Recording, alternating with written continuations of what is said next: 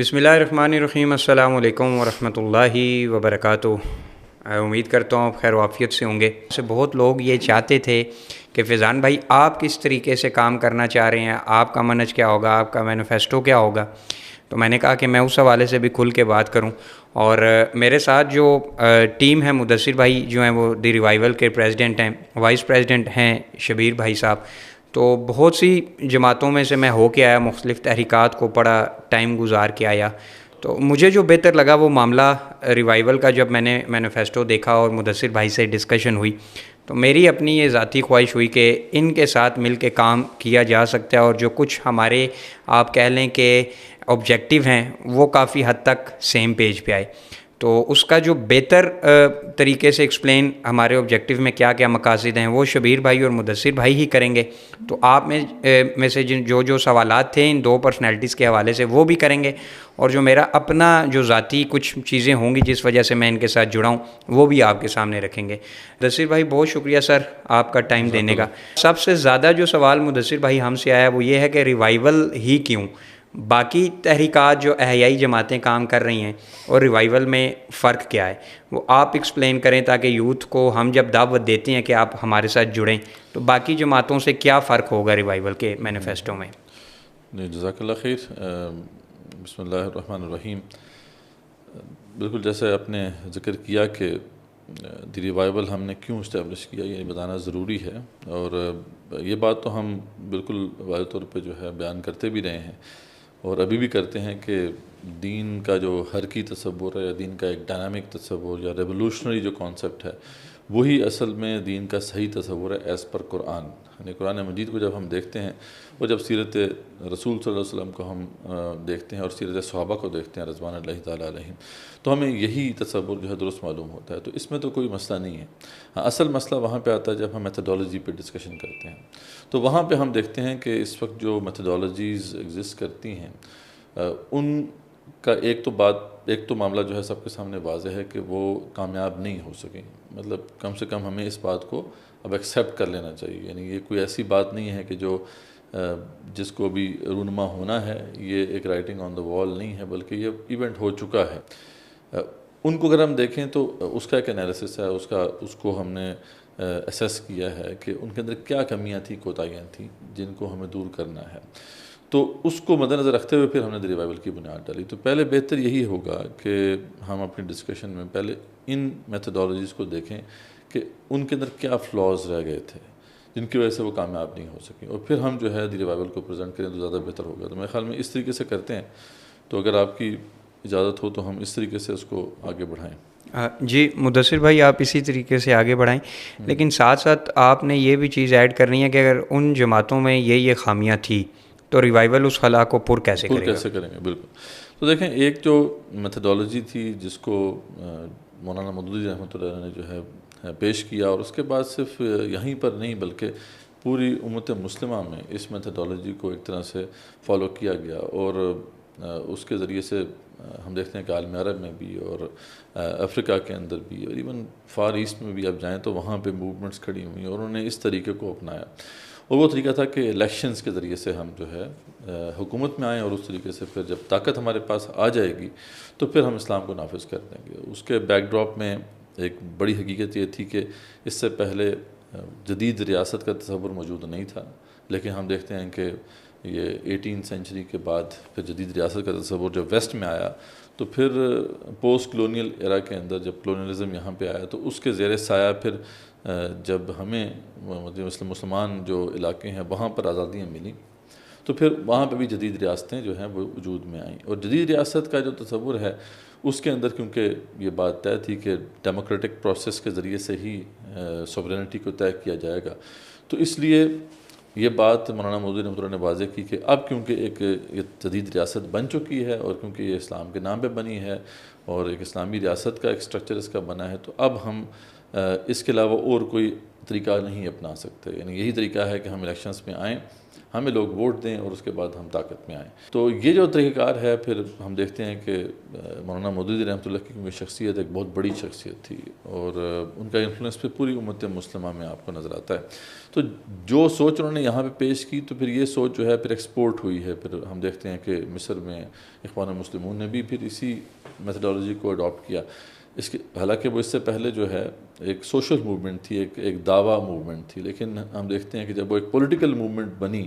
تو انہوں نے بھی اسی میتھڈالوجی, اسی منہج کو اپنایا کہ ہم نے الیکشنز کے ذریعے سے تبدیلی لے کے آنی ہے. اور یہ سلسلہ پھر آپ کو ایون کہ بعض عرب ممالک کے اندر اور افریقن ممالک کے اندر بھی نظر آتا ہے کہ وہاں پہ بھی اگر کوئی اسلامک موومنٹ کھڑی ہوئی ہے اور اس مقصد کے لیے کھڑی ہوئی ہے تو انہوں نے الیکشنز کو ہی پھر جو ہے ایک طریقہ کار, اسی طریقہ کار کو اپنایا. لیکن اس میں مسئلہ کیا ہے؟ اس میں مسئلہ یہ ہے کہ جو اب ہمارے سامنے بالکل واضح ہو گیا ہے کہ اکثریت جو ہے وہ کبھی بھی وہ حق کا ساتھ دینے والی نہیں ہوتی. ٹھیک ہے, قرآن مجید کا بھی واضح اصول ہے کہ وَإِن تُطِعْ أَكْثَرَ مَنْ فِي الْأَرْضِ يُضِلُّوكَ عَنْ سَبِيلِ اللَّهِ إِن يَتَّبِعُونَ إِلَّا الظَّنَّ وَإِنْ هُمْ إِلَّا يَخْرُصُونَ. کہ اگر آپ اکثریت کے پیچھے چلیں گے دنیا میں تو وہ آپ کو لازماً گمراہ کر کے چھوڑیں گے. اللہ تعالیٰ فرماتے ہیں کیونکہ وہ جو اکثریت ہوتی ہے وہ کوئی حقیقت کو سمجھ کے پھر اس پہ نہیں چل رہی ہوتی, بلکہ وہ کیا ساریاں کرتی ہے اور وہ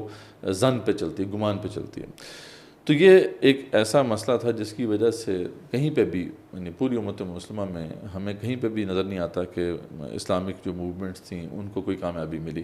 بڑی جو ناکامیاں ہمیں سامنے نظر آتی ہیں جماعت اسلامی کی یہاں پر ہے, اخوان مسلمون کی جو ہے وہ مصر کے اندر ہے, پھر اسلامک سیلویشن فرنٹ FIS جو تھا, FIS جو تحریک تھی اس کی جو ناکامی تھی وہ ہمیں الجزائر میں نظر آتی ہے. تو یہ بڑی موومنٹس کی ناکامی تھی. تو یہ بات تو بالکل واضح ہو گئی کہ یہ طریقہ کار درست نہیں ہے. پھر اس کے علاوہ اور بھی کچھ مسائل ہیں جن کا ذکر میں بعد میں کروں گا. ابھی میں سمپل آپ کو جو ہے یعنی ایک سمری پیش کر رہا ہوں. اس کے بعد جو ہے اس سے اختلاف کیا ڈاکٹر اسرار رحمۃ اللہ علیہ نے. میں سمجھتا ہوں کہ وہ اس حوالے سے جو تھے ایک مجدد تھے, کیونکہ ویسے مولانا مودودی رحمۃ اللہ علیہ مجدد تھے کہ انہوں نے اس دور کے لیے جو ماڈرن ورلڈ ہے جس کے اندر جدید ریاستیں وجود میں آ گئی ہیں تو انہوں نے ایک راستہ دکھایا کہ بھئی اس طریقے سے اسلام نافذ ہوگا. میں نے اس سے پہلے تو ہماری کلاسیکل تھاٹ تو یہ کہتی تھی کہ بھئی آپ نے لڑائی کرنی ہے, آپ نے قتال کرنا ہے, کیونکہ اس زمانے میں تو یہی طریقہ کار تھا کہ اگر کوئی باغی گروہ کھڑا ہوتا ہے تو اس نے بھی آخرکار تلوار سے لڑائی کرنی ہے, بندوق سے لڑائی کرنی ہے. ایون کہ جو ریولوشنز mid 20th سینچری سے پہلے آئی ہیں ان کے اندر بھی آرمڈ سٹرگل ہوئی ہے. چاہے آپ ریڈ ریولوشنز کو دیکھ لیں جو کمیونسٹ ریولوشنز آئی تھیں چائنا اور رشیا کے اندر, وہاں پہ بھی باقاعدہ ریڈ آرمیز لڑیں. اس سے پہلے فرینچ ریولوشن کو دیکھ لیں, امریکن ریولوشن کو دیکھ لیں تو باقاعدہ آرمیز لڑی ہیں. تو پہلے تو تصور یہ تھا, مطلب یہ تو اس کے علاوہ کوئی تصور نہیں تھا. تو یہ مولانا مودودی رحمۃ اللہ کی ایک طرح سے اس حوالے سے نا ایک بڑی زبردست اجتہادی رائے تھی کہ ہمیں اب اس ڈائریکشن میں بڑھنا ہوگا. لیکن جو بھی تھا ظاہر بات ہے غلطی بڑے انسان سے بھی ہوتی ہے, تو وہ جو بھی انہوں نے طریقہ کار پیش کیا تھا برحال وہ کامیاب نہیں ہو سکا. تو ڈاکٹر اسرار رحمۃ اللہ علیہ ہمیں نظر آتے ہیں, پھر وہ ایک بڑی شخصیت نظر آتے ہیں کہ جنہوں نے اس حوالے سے غور کیا اور ایک نئی جہد اس حوالے سے دی, اور وہ یہ تھی کہ ہمیں الیکٹورل پولیٹکس کے ذریعے سے جو ہے اگر کوشش کرنی ہے تو پھر یہ تو واضح نظر آ رہا ہے کہ کامیابی نہیں ہوگی, وہ پہلے دیکھ چکے تھے اس کو. انہوں نے کہا کہ ہمیں ریولوشنری پولیٹکس کی طرف جانا چاہیے, اور انہوں نے ایک طریقہ کار بتایا کہ ہمیں جو ہے دھرنے دینے ہیں, ہمیں احتجاج کرنے ہیں, اور اس طرح کے مختلف ٹیکٹکس استعمال کر کے ہم نے حکومت کو گرانا ہے اور اس کے ذریعے سے تبدیلی لے کے آنی ہے. اور اس کی وجہ بھی جو یہ تھی کہ 1979 میں جب ایران میں ریولوشن آیا تو وہ بھی اسی طریقے سے کیونکہ ریولوشن آیا تھا. ڈاکٹر اسرار رحمۃ اللہ کی جو عقابی نگاہ تھی اس نے اس کو جانچا اور دیکھا کہ آئندہ آنے والے ادوار کے اندر اب یہ طریقہ کار جو ہے وہ بیسٹ ہوگا. تو یہ میں سمجھتا ہوں کہ ان کی بہت بڑی سمجھ لیں کہ کاوش تھی, اور ان کا جو اجتہاد تھا اس نے ایک نئی جہد دی اس اسٹرگل کو اور ایک نئی ڈائمنشن دی. لیکن ہم دیکھتے ہیں کہ ان کے پاس بھی جو واضح طور پہ اس کا نقشہ نہیں تھا کہ کیسے اس کے ذریعے سے تبدیلی آئے گی. جب ان سے پوچھا جاتا تھا کہ اچھا پھر کیسے ہوگا, یعنی آپ کہہ رہے ہیں کہ پرامن اسٹرگل ہم کریں گے, آرمز نہیں اٹھائیں گے, تو پھر کیسے ہوگا, کیونکہ وہ طریقہ کار تو ہمیں نہیں پتا, کیا دھرنے دینے سے کیا حکومت گر جائے گی, کیا نظام تبدیل ہو جائے گا, کیا صرف احتجاج کرنے سے ایسا ہو جائے گا. تو یہ چیز ریئلسٹک نظر نہیں آتی.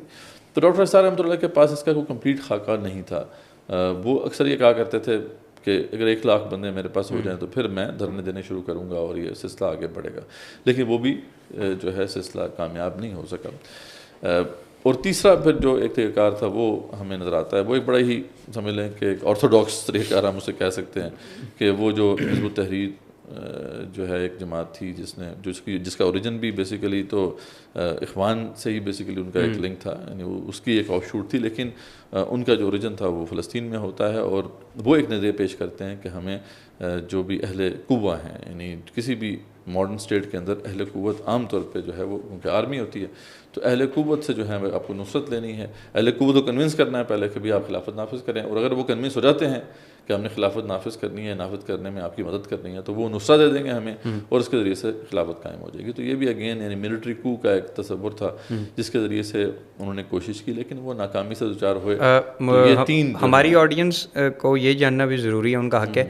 آپ کائنڈلی یہ بتائیے گا مدثر بھائی کہ چلیں مودودی صاحب کا تو بہت بڑا نام ہے پوری دنیا، یہ جو حزب التحریر والا معاملہ ہوا اخوان سے الگ، اور حزب التحریر اب بھی اس منہج کو جو نصرہ والا ہے، اس کو تقریباً کتنے سال ہو گئے ہیں پاکستان میں کہ وہ کوشش کر رہی ہیں اس کو؟ اس کو بھی ہم کہہ سکتے ہیں کہ 30 سے اوپر سال۔ اچھا 30 سے اوپر ہی ہو گئے، ٹھیک ہے، مطلب کافی عرصے سے یہ معاملہ ہو گیا۔ آپ سمجھ لیں کہ ایون کہ 2000 کے اندر بھی یعنی ان کے لوگ یہاں پہ موجود تھے،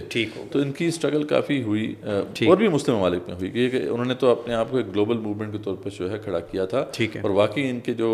فیکشنز ہیں آپ کو کافی علاقوں میں کافی ممالک میں ملتے ہیں، لیکن کیونکہ ان کا نظریہ ہی ایسا امپریکٹیکل ہے کہ جو کہیں پہ بھی کامیاب نہیں ہو سکا، اور اس کی وجہ سے ان کو پھر بہت سی مشکلات کا بھی سامنا کرنا پڑا، کیونکہ ان کی سوچ یہ ہے کہ ہم فوج کے اندر جو ہے کچھ لوگوں کو کنونس کریں، اور فوج کے وہ لوگ جو ہیں وہ کو کریں، یعنی اوپر کی جو قیادت ہے اس کو کس طریقے سے ان سے اقتدار چھینیں اور چھین کے ان کو دے دیں۔ تو ایسا تصور کیونکہ ہر ریاست کے اندر جو ہے ایک باغیانہ تصور کنسیڈر کیا جاتا ہے، تو اس وجہ سے پھر ان کے اوپر کریک ڈاؤنس بھی ہوئے، اور یہاں پہ بھی بینڈ ہیں، پاکستان میں بھی بینڈ ہیں، اس کے علاوہ دوسرے مسلم ممالک کے اندر بھی ان کو بین کیا گیا، اور ان کے جو ساتھی تھے ان کے اوپر کافی تشدد بھی ہوا، ٹارچر بھی ہوا ان کے ساتھ۔ تو یہ معاملہ تھا ان کا، لیکن یہ ہے کہ ہم یہی کہتے ہیں کہ ان کا جو تصور ہے یہ اگین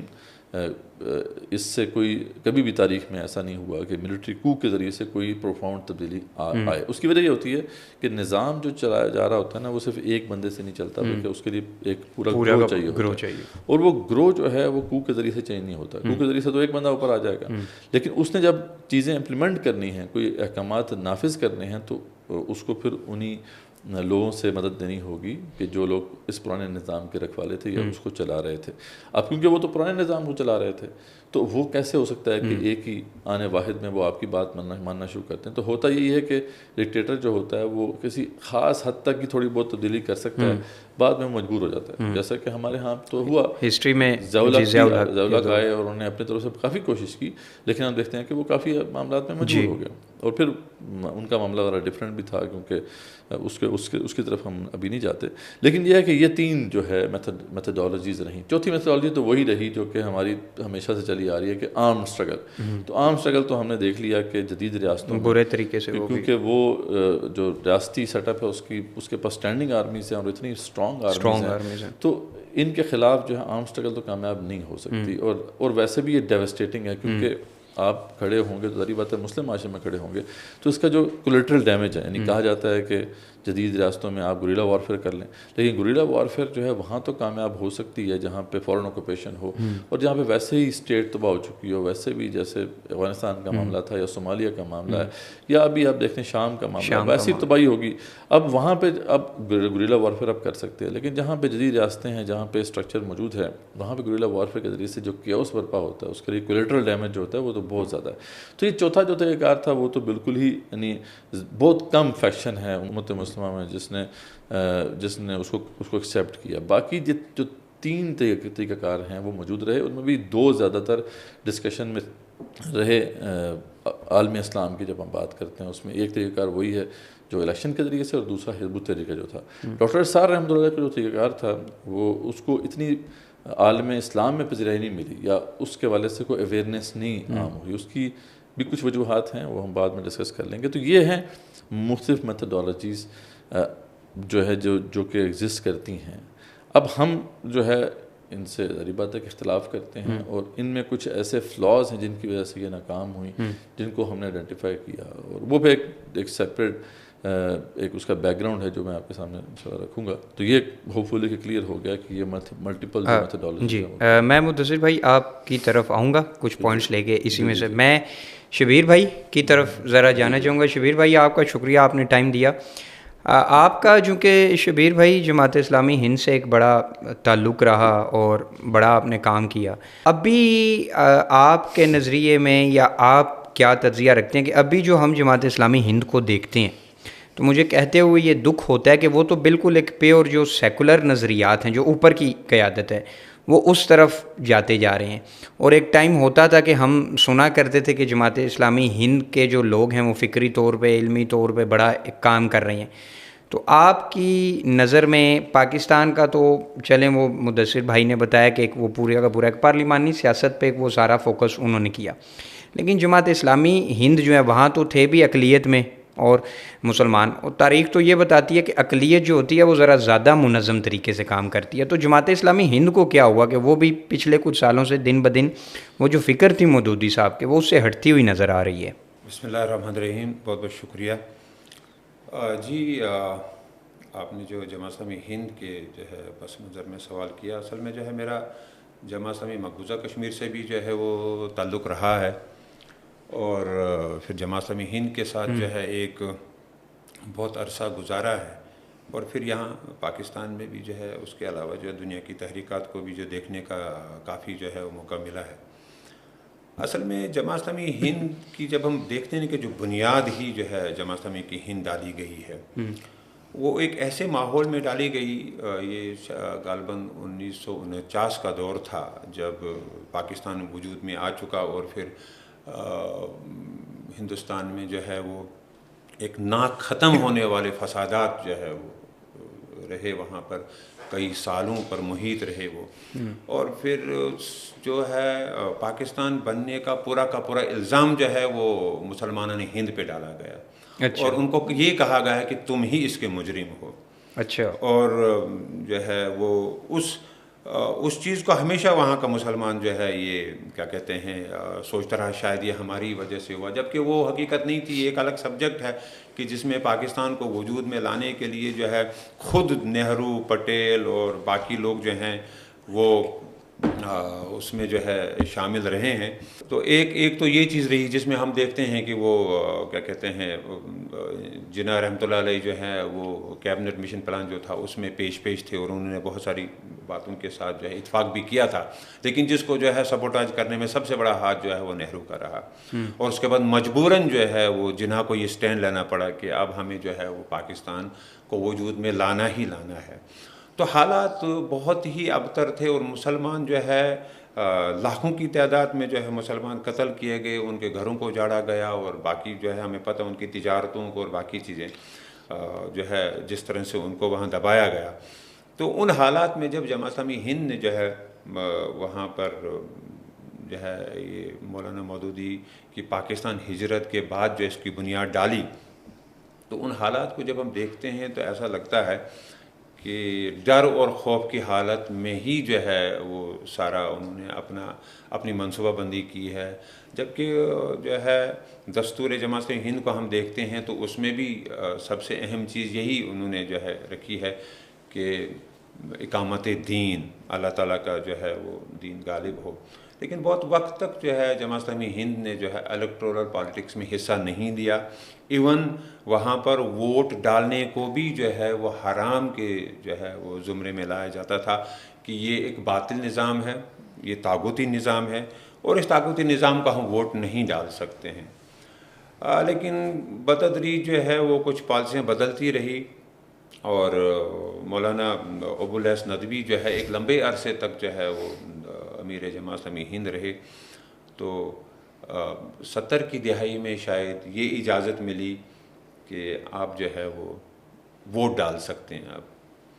تو وہ کافی وقت تک وہ سلسلہ چلتا رہا، اور پھر تقریباً 2010 کے بعد جو ہے وہ جماعت اسلامی نے اپنی ایک سیاسی پارٹی بنائی، اور باضابطہ طور پر جو ہے الیکٹورل پالیٹکس اور الیکشن میں جو حصہ لیا. لیکن اس کی جو ہے جہاں تک فکر کا تعلق ہے، اور وہاں جماعت اسلامی ہند میں جو بڑے علماء گزرے ہیں تو بڑی فکر مضبوط تھی. اور بہت ہی جو ہے وہ امیدیں بھی وابستہ تھی. یہاں ایک چیز ایڈ کیجیے گا، میں معذرت آپ کی بات کٹ رہی ہے کہ آپ نے نام لیا مولانا ابوالحسن ندوی. ٹھیک ہے، اب یہ بہت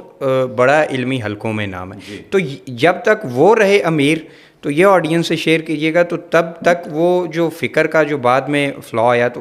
ان کے دور میں کیا یہ فکر تھی کہ ہم نے ساری کی سارا جو اپنا زور ہے وہ پارلیمانی سیاست میں لگانا ہے، یا تب تک معاملات کوئی ٹھیک چلتے رہے؟ میں اس کو تھوڑی آپ کو ایکسپلین بھی کروں گا. اصل میں جو ہے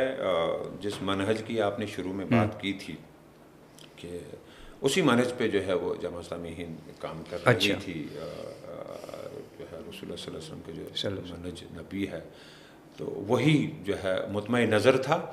اور اسی پہ کام ہو رہا تھا. اور ان کے بعد بھی تقریباً 3-4 اور امیر آئے اور بڑے پائے کے عالم تھے وہ، جس میں سراج الحسن صاحب تقریباً 3 میقات میں رہے، اور پھر ان کے بعد جو ہے اور بھی کچھ آئے، انہوں نے 2-2 3-3 میقات گزاری، لیکن بہت اچھا مطلب انداز میں چل رہا تھا. لیکن میں یہ کہوں گا کہ جو جماعت اسلامی ہند کی طلباء کی جو تنظیم ہے SIO اسٹوڈنٹ اسلامک آرگنائزیشن، تو وقت کے ساتھ ساتھ وہاں سے کچھ لوگ جو ہے وہ ابھرتے گئے، اور وہ جماعت اسلامی کے جو ہے وہ جو بھی کھلا پیدا ہو رہا تھا، جو بزرگ جو ہے جو جگہیں چھوڑ رہے تھے ان کو انہوں نے جو ہے فل کرنا، اور رینک اور فائلز میں جس ہم کہیں گے وہ داخل ہوئے. تو وہاں سے جو ہے جماعت اسلامی ہند نے جو ہے کروٹ لی ہے، وہاں سے جماعت اسلامی ہند کی سوچ جو بدلی ہے. تو یہ لوگ جو تھے جو SIO سے آئے ہوئے تھے، جن کا بیک گراؤنڈ SIO کا تھا، تو وہ کچھ لوگ جو ہے مولانا وحید الدین خان کی جو ہے وہ فکر سے متاثر تھے، اور کچھ جو ہے وہ جاوید گامدی کی جو ہے فکر سے متاثر تھے. اور آہستہ آہستہ آہستہ آہستہ وہ فکر جو ہے وہ جماعت اسلامی میں غالب آتی گئی. اور یہ لوگ جو تھے جو پختہ فکر کے تھے، جو مولانا مودودی کے نظریے پہ قائم تھے، جنہوں نے جو ہے بہت ساری قربانیاں دی تھی اور جماعت اسلامی کو جو ہے اپنی فکر پہ مضبوطی کے ساتھ کھڑا رکھا تھا، ان سے جو ہے وہ ہم یہ کہہ سکتے ہیں کہ ان کی جو پکڑ تھی وہ کمزور ہوئی، چھوٹ گئی، اور اب یہ فکر غالب رہی. لیکن جماعت اسلامی سے ایک بہت بڑی غلطی جو ہوئی جماعت اسلامی ہند سے، وہ یہ تھی کہ وہ ایک ہی کوشش ان کی یہ رہی کہ RSS جو ہے وہ کسی طرح سے اقتدار میں نہ آنے پائے. اچھا. اور اس کو RSS کو اور اس کا جو آپ شوٹ پولیٹیکل ونگ جو ہے BJP، اس کو اقتدار سے دور رکھنے کے لیے کوششیں ہوتی رہی، اور مسلمانوں کو اور بہت ساری باقی مسلمانوں کی جو دینی جماعتیں تھیں ان کے ساتھ مل کر یہ کوشش کی گئی کہ مسلمان جب جو ہے الیکٹرل پالیٹکس میں حصہ لیتا ہے، الیکشن میں حصہ لیتا ہے، ووٹ ڈالتا ہے، تو ووٹ یا تو وہ کانگریس کو پہلے ان کو بتایا جاتا تھا آپ ڈالیے، یا پھر جو ہے بعد میں جو ہے کچھ نئی سیاسی جماعتیں جو ہے آئی، جس میں جنتا دل وغیرہ ایسی چیزیں، جس میں ایک طرف سے مایاوتی اور UP میں آئی، ملائم سنگھ یادو آیا، بہار میں جو ہے لالو پرساد یادو اور نتیش کمار، اور ساؤتھ انڈیا میں جب آپ دیکھیں گے تو دیوی گوڑا کی جنتا دل. تو پھر کانگریس سے ہٹ کر پھر ان جو ہے سیاسی پارٹیوں کو جو ہے وہ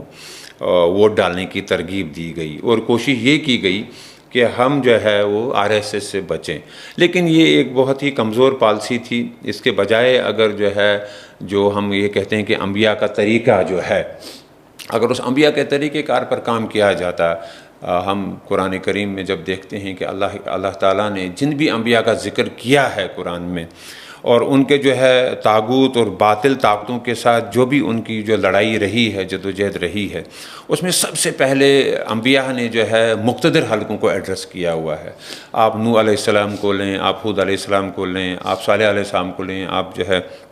ابراہیم علیہ السلام کو لیں، ان کے بعد آپ شعیب علیہ السلام ہیں، लूत अलैहिस्सलाम है, शुएब अलैहिस्सलाम, फिर मूसा अलैहिस्सलाम है, तो आप देखें कि वक्त की बड़ी बड़ी ताकतों के साथ ये टकराए हैं, लेकिन उन्हें एड्रेस उस वक्त किया मुक़्तदर हलकों को, उनके सामने जो है कलमा बुलंद किया, उनको ये चीज़ कही कि तुम जो है अल्लाह के ताबे हो जाओ, हाकिमियत असल में अल्लाह की है और तुमको जो है अपनी ये हुकूमत, उनको कभी नहीं कहा कि तुम हुकूमत छोड़ दो, बल्कि उनको ये कहा कि अपनी हुकूमत को अल्लाह की हाकिमियत के ताबे कर दो। और फिर हम देखते हैं कि जब उन्होंने नहीं माना, एक टकराव हुआ। इन अंबिया के साथ कोई फ़ौज नहीं थी, इन अंबिया के साथ कोई बड़े बड़े ग्रुप्स नहीं थे, इन अंबिया की फॉलोइंग बहुत कम थी। जैसे हम देखते हैं नूह अलैहिस्सलाम इतने 950 साल जो है वो मेहनत, दावत की मेहनत करने के बावजूद भी कहते हैं कि कुछ 100 या 50 या 200 लोग उनके साथ थे। यही हाल बाकी अंबिया का भी था। इब्राहीम अलैहिस्सलाम के साथ कौन था? एक उनका जो है वो भाई या कज़िन है ना, हज़रत लूत, और बाकी भी हम देखते हैं कि मूसा अलैहिस्सलाम के साथ एक उनका भाई हारून अलैहिस्सलाम था। लेकिन फिर भी अल्लाह ताला ने जो तरीक़ा उनको बताया कि आपको ऐसे काम करना है, तो इन सब लोग, ये कौमें भी तबाह हुई, इनकी सल्तनतें भी तबाह हुई, उनकी फ़ौजें भी तबाह हुई। तो आज बदकिस्मती ये है कि सब कुछ जानते हुए भी हम जो है अंबिया का तरीक़ेकार हम इख्तियार नहीं करते हैं। अल्लाह के रसूल सल्लल्लाहु अलैहि वसल्लम का तरीक़ेकार जब हम देखते हैं तो उन्होंने मक्का में और फिर मक्का से बाहर जितने भी बड़े बड़े मुक़्तदर हल्के थे, बड़े बड़े सरदार थे, बड़े बड़े कबीले वाले थे, तो उनको आप सल्लल्लाहु अलैहि वसल्लम ने एड्रेस किया, उनको दावत दी, उन तक आप पहुँचे, उनके सामने अल्लाह का पैगाम आपने जो है वो बुलंद किया। और फिर उसके अलावा आपने मदीना से तकरीबन 80 हुक्मरानों को खतूत लिखे। ये तरीक़ेकार है जिस पे हमें चलना, हमें खड़ा होना है, और हमें वक्त के जो भी मुक़्तदर हल्के हैं, जो भी बादशाह हैं, उनके सामने हमने दावत लेके जानी है और उनको बताना है कि तुम जो है अल्लाह ताला के ताबे हो जाओ। उसमें कोई डर नहीं है, खौफ नहीं है। जब मूसा अलैहिस्सलाम ने डर और खौफ का जो इज़हार किया तो अल्लाह ताला ने क्या कहा उनसे? मैं तो आपके साथ हूँ, आपको घबराने की ज़रूरत ही नहीं है। जिसके साथ अल्लाह हो उसको किसी चीज़ का डर नहीं होना चाहिए। तो ये चीज़ें जब हम देखते हैं, मैंने गौर से जब जमा समी हिंद को देखा तो वहाँ उनको मैंने ये, वहाँ काफ़ी बातें हुई, काफ़ी बहसो मुबाहिसा हुआ, काफ़ी ज़िम्मेदारान के साथ ये जो बात हुई, तो उन्होंने जब इस चीज़ का इजहार किया तो मैंने कहा दावत जो है वो रास्त होती है, सीधे जो है वो, जिस तरह से कुरान का एक असलूब है, कुरान ने शिर्क को शिर्क ही कहा, कुरान ने जालिम को जालिम ही कहा। तो रसूलुल्लाह सल्लल्लाहु अलैहि वसल्लम का आप देखेंगे, अंबिया का तरीक़ेकार भी आप देखेंगे तो उन्होंने जो है शिर्क को शिर्क ही कहा है, उसको थोड़ा कुछ कम नहीं कहा।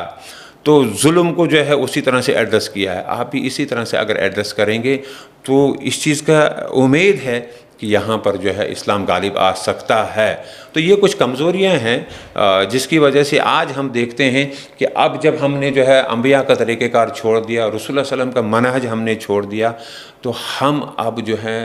एक ऐसी जगह है जहाँ हमें हर बात पे कंप्रोमाइज़ करना पड़ रहा है, हमें अपनी असलियत को जो है सरेंडर करना पड़ रहा है, और जिसकी वजह से जो है मायूसी छाई हुई है। वो हम देखते हैं कि जो जमा इस्लामी हिंद के अरकान और कारकुनान हैं उनमें भी मायूसी है, और आवाम की भी बहुत सारी उम्मीदें उनसे वाबस्ता थी, उनमें भी मायूसी है। और इसको मैं जो है थोड़ा सा ऐड करूंगा, जो आपने सवाल मुदस्सिर भाई से किया था उसमें थोड़ा सा ऐड ये करूंगा कि यही हाल जो है हमने जब देखा तो जमा इस्लामी पाकिस्तान का भी है। यहाँ पर भी जब हम इनसे बात करते हैं तो उस तरह से, जिस तरह से जो है मुक़्तदर हल्कों को एड्रेस करना चाहिए, जैसे उनके सामने खड़ा हो जाना चाहिए, जैसे उनको दावत देनी चाहिए, जिस तरह से जो है इब्राहीम अलैहिस्सलाम खड़े हुए, जिस तरह से मूसा अलैहिस्सलाम खड़े हुए, जैसे रसूलुल्लाह सल्लल्लाहु अलैहि वसल्लम खड़े हुए, वैसे ही खड़े होने की ज़रूरत है। मैं 2 दिन पहले जो है जो नए अमीर जमात हैं मोहतरम हाफिज़ नईमुर रहमान साहब, उनका इंटरव्यू सुन रहा था जो उन्होंने एक जियो टीवी चैनल को दिया है। तो वहाँ पे उन्होंने यही बात की कि हमें जो है आगे बढ़ने नहीं दिया जा रहा है। हम जहाँ पे एक अच्छा ग्राउंड बनाते हैं, जहाँ पे कामयाबियाँ हासिल करते हैं, जहाँ हमारे कुछ लोग जीत कर इलेक्शन में आते हैं, तो वहाँ हमें आगे जो है वो रास्ते रोके जाते हैं, हमें आगे नहीं बढ़ने दिया जाता है। तो मैं ये आपसे अर्ज़ करूं कि जब मेरी मुलाकात जो है मुदस्सिर साहब से हुई تو ہم نے ان سب باتوں پر ایک بہت لمبے عرصے تک جو ہے بات چیت کی، بحث و مباحثہ کیا، ہر چیز ہر پہلو کو ہم نے دیکھا، اور ہم نے یہ بھی دیکھا کہ بھائی آلریڈی تو بہت ساری آرگنائزیشن میدان میں موجود ہیں، کیا ایک اور آرگنائزیشن کو لانچ کرنے کی ضرورت ہے؟ کیا جماعت اسلامی کو ٹھیک کیا جا سکتا ہے؟ جواب نفی میں آیا۔ کیا تنظیم اسلامی میں کوئی بدلاؤ لایا جا سکتا ہے؟ تو جواب نفی میں آیا۔ کیا کسی اور آرگنائزیشن کو ٹھیک کیا جا سکتا ہے؟ تو جواب نفی میں آیا، کیونکہ وہ اب ایسا حال ہوا ہے کہ وہ لوگ بدلنے کے لیے اب تیار نہیں ہے، وہ رجوع کرنے کے لیے۔ اصحاب کرام کا یہ حال تھا کہ اگر ان سے کوئی غلطی ہوتی یا کوئی ایسا راستہ انہوں نے اختیار کیا ہوتا کہ جس میں جو ہے ان کو لگتا کہ نہیں ہمیں جو ہے وہ یہاں غلط راہ پہ جا رہے ہیں، تو وہ ایک دم رجوع کرتے تھے۔ لیکن آج ہمارا ایٹیچیوڈ یہ جو بن گیا ہے کہ ہم نے بس وہی کچھ چلانا ہے جو ہم بار بار ناکام ہو رہے ہیں، بار بار ہم کو جو ہے فیلیور کا منہ دیکھنا پڑ رہا ہے، جس میں جو ہے بے شمار وسائل کا ضیاع ہے، بے شمار افرادی وسائل کو بھی جو ہے وہ ان کو بھی جو ہے مایوسی کے سمندر میں ہم نے دھکیل دیا ہے۔ تو یہ چیزیں یہاں ہم نے جب دیکھی تو اس کے بعد ہم اس جو ہے نتیجے پہ پہنچے کہ ہم نے اسی تحریک کو، جو اقامت دین کی تحریک ہے، اعلیٰ کلمت اللہ کی تحریک ہے، جو دین کے غلبے کی تحریک ہے، اس کو ہم نے اسی انداز میں جو ہے وہ چلانا چاہیے جیسے انبیاء نے چلایا، جیسے رسول اللہ صلی اللہ علیہ وسلم نے چلایا۔ لیکن اس میں ہمیں جو رسول اللہ صلی اللہ علیہ وسلم نے جو ایک مکہ میں پہلے ٹریننگ دی صحابہ کو، پھر مدینہ میں جو ٹریننگ دی، جو ریفارمز وہاں پہ ہوئی، جن ماہرین کو تیار کیا گیا، جن کو کھڑا کیا گیا، وہ ہمیں بھی کرنا ہے۔ ان ریفارمز کے بارے میں مدثر صاحب آپ کو بتائیں گے۔ تو ہم نے اتفاق رائے سے یہ نہیں کہ ایک اور گروپ کھڑا ہو جائے for the sake of group, اور پھر ہم جو ہیں بس تقریریں کریں اور دروس دیں اور باقی کچھ اجتماعات کریں اور وقت گزاریں، نہیں، بلکہ ہم مقتدر حلقوں کے سامنے جو ہے حق کی آواز بلند کریں، اور اس آواز کو جو ہے پورے پاکستان کی عوام میں گونجنا چاہیے، ان کو پتہ چلنا چاہیے کہ یہ گروہ جو ہے یہ دین کے غلبے کی بات کرتا ہے، یہ اللہ کی حاکمیت کی بات کرتا ہے، اور اس پہ کوئی بھی کمپرومائز نہیں کرتا ہے۔ بہت شکریہ، آپ نے بڑی ہی ایک میرا خیال ہے کہ بہت خوبصورت طریقے سے یہ جماعت اسلامی ہند کی بھی آپ نے تاریخ بیان کی، اور بہت سی چیزیں مجھے بھی آج میرے علم میں اضافہ ہوا، کیونکہ ظاہری سی بات ہے کہ ہم ایز اے پاکستانی زیادہ تر جو پاکستانی پولیٹکس ہے اس پہ ہی زیادہ نگاہ رہتی تھی۔ اچھا مدثر بھائی، آپ کی طرف میں دوبارہ آؤں گا۔ اب آپ سے یہی پوائنٹ نکلتا ہے جو آپ نے ڈسکشن کی کہ یہ جو ہمارے یہاں سیلف اکاؤنٹیبلٹی والا معاملہ ہے وہ اس طرح کیوں نہیں ہے؟ اب ایک مسلمان کا یا مومن کا مزاج ہونا چاہیے، اس کو سچ تسلیم کرنا چاہیے۔ اب ڈاکٹر اسرار صاحب رحمہ اللہ میرے لیے بہت حیثیت رکھتے ہیں، کیونکہ میرا جو زندگی میں اقامت دین کا فلسفہ ہے اس میں بہت بڑا ہاتھ ہے ان کا۔ لیکن میں اس چیز کو ایڈمٹ بھی کرتا ہوں کہ جتنی دینی جماعتیں ہیں، جماعت اسلامی ہوگی، حزب التحریر اور تنظیم اسلامی نے تو الیکشنز میں حصہ نہیں لیا، جمعیت علماء اسلام بھی لے لیں یا اور آرگنائزیشنز جو چھوٹی ہیں یا بڑی ہیں، میں اس چیز کو ایڈمٹ کرتا ہوں کہ ہم 40-50 سال میں برے طریقے سے ناکام ہوئے ہیں۔ تو اس نہ ایڈمٹ کرنا خالی ایک جماعت کا مسئلہ نہیں ہے کہ آبجیکٹیو حاصل ہی نہیں کر پائے ان 40-50 سالوں میں، تو نہ ایڈمٹ کرنے کی کیا وجہ ہے؟ یہ جو ہم نے خول بنائے ہوئے ہیں اس سے باہر نہ نکلنے کی کیا وجہ ہے؟ کیونکہ آپ کا ایکسپیرینس میرے سے زیادہ رہا ہے، اور میرا بھی تو ایکسپیرینس ان مختلف تحریکوں میں پڑھا اور گیا تو دیکھا تو یہی ہے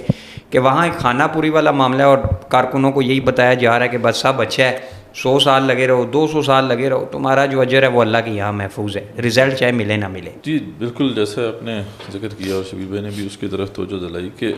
معاملہ یہ ہے کہ 2010-11 میں 2010 میں ڈاکٹر صاحب وفات پا چکے تھے، اپریل 2010 میں ان کی وفات ہوئی۔ اس کے بعد تقریباً 1 سال کے اندر اندر مجھے تو اس بات کا احساس ہو گیا تھا کہ یہ جو اسٹرگل ہے ہماری، یہ کسی جگہ پہ جانے والی نہیں ہے، یعنی اسی کوئی ڈائریکشن نظر نہیں آ رہی ہے۔ یہ منزل تک جو ہے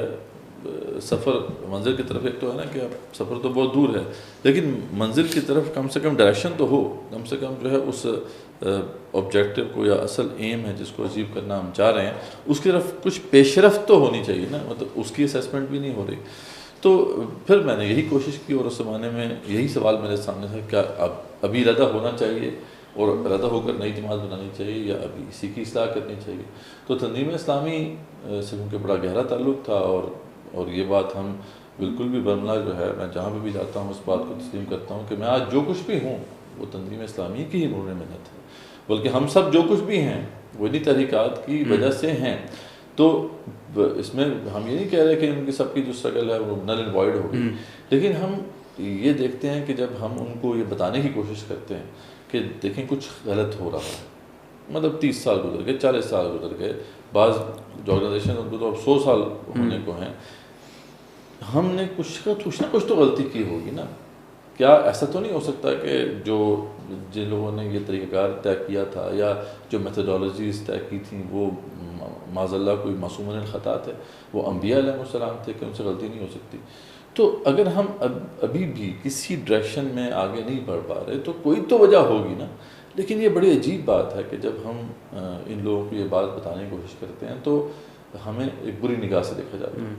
اگر آج بھی اگر ہم یہ بات کر رہے ہیں تو میں آپ سے یقین سے کہہ سکتا ہوں کہ بہت سے ہمارے بھائی جو کہ ان جماعتوں کے ساتھ ان کا تعلق ہے، ہماری بات سن کر جو ہے ان کے بارے میں ہمارے بارے میں نیگیٹو جو ہے تاثر ان کے ذہن میں ابھر رہا ہوگا۔ یہ بڑا انفارچونیٹ معاملہ ہے۔ ہم نے تنقیدی جو مزاج ہے وہ بالکل چھوڑ ہی دیا ہے اسے، یعنی ہمیں پسند ہی نہیں ہے کہ تنقید کوئی کرے، حالانکہ تنقید جو ہوتی ہے وہ اصلاح کے لیے ضروری ہوتی ہے۔ تنقید اگر آپ نہیں کریں گے یا تنقید کے لیے اپنے آپ کو پیش نہیں کریں گے تو آپ کی اصلاح ہو ہی نہیں سکتی۔ تو یہی معاملہ ہوا کہ جتنی بھی جماعتیں یا تحریکیں ہیں انہوں نے یہ سسٹم رکھا ہی نہیں ہے کہ ہم نے اپنی کوئی اسیسمنٹ کرنی ہے کہ ہم صحیح جگہ جا رہے ہیں یا نہیں جا رہے ہیں۔ اور اس کی بھی ایک وجہ ہے، اس کی وجہ یہ ہے کہ ان سب کے، کیونکہ اب اس پہ مجھے جب غور کرنے کا موقع ملا تو تھوڑا سا بس میں اس پہ بتا دوں کہ وہ ایک پورا بیک گراؤنڈ ہے اس کا، کہ 2010 کے بعد جو ہے تقریباً 2018 تک مجھے مسلسل اس پہ سوچنے کا موقع ملا، اور مختلف جو ہے نا باڈیز آف نالج، یعنی مختلف قسم کے علوم جو ہیں ان کو پڑھنے کا موقع ملا، ان کو سمجھنے کا موقع ملا، صرف اسی کانٹیکسٹ میں کہ آخر یہ جانا جائے کہ یہ ہم ناکام کیوں ہوئے، آخر ناکام کیوں ہو رہے ہیں مسلسل۔ ہم جو ہے وہ ایک پراثر اور ایک متاثر کن جو ہے اسٹرگل وہ لانچ نہیں کر پا رہے، یا ہماری جو اسٹرگلز ہیں ان کا امپیکٹ نہیں ہے۔ تو اس پہ جب غور کرنے کا موقع ملا تو ایون کہ علم الانقلاب جیسے ریولوشن کا جو علم ہے اس کو دیکھا، سوشل موومنٹ تھیوری کو پڑھا، پھر سول ریزسٹنس کو پڑھا، تو ان تمام علوم کو پڑھنے کے بعد بھی بہت ساری چیزیں میرے سامنے آتی رہیں، اور میں مسلسل اس زمانے میں تنظیم اسلامی کی جو قیادت ہے ان کو یہ لکھ کر رپورٹس کی شکل میں وہ جمع کراتا رہا، ان کو بتاتا رہا کہ یہ کچھ مسائل ہیں، لیکن ان کی طرف سے جو ریاکشن تھا وہ یہی تھا کہ کوئی یعنی اس پہ کوئی وہ سوچنے پر تیار نہیں تھے۔ تو یہ جو معاملہ ہمیں نظر آتا ہے اس کی بھی ایک وجہ ہے جو کہ میرے اس انالیسس کے بعد سامنے ہے، اور وہ یہ کہ ہم نے جتنا بھی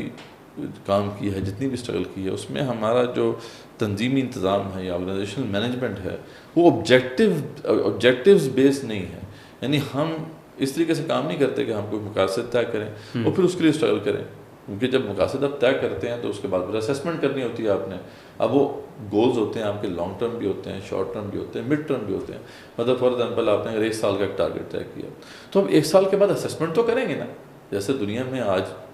جو بھی آرگنائزیشنز کام کرتی ہیں تو وہ ٹارگیٹس طے کرتی ہیں، تو وہ منتھلی بھی ریویو کرتی ہیں، وہ کوارٹرلی ریویو بھی کرتی ہیں، وہ پھر سال کے بعد